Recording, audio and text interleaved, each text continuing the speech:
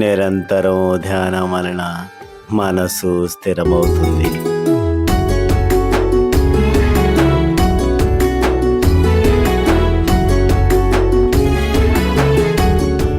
బాబా చెప్పిన ఈ వాక్యాలను బట్టి నిరంతర ధ్యానంలో మనసు నిలపగలమా?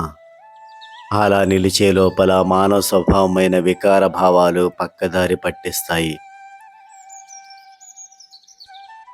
అప్పుడు అందరిలో సాయి ఉన్నాడు అనే అనుభవాలను గుర్తు చేసుకోవాలి.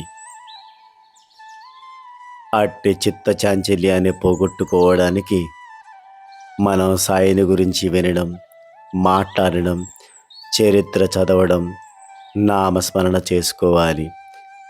అట్టి ప్రయత్నం చిత్త చాంచల్యం క్రిందికి రాదు, చిత్తాన్ని స్థిరం చేసుకునే కృషి కిందకు వస్తుంది.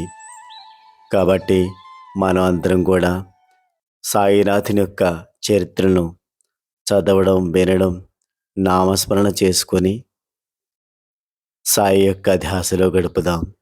సాయి యొక్క కృపా కటాక్షాలకు పాత్రులమవుదాం. జై సాయిరాం.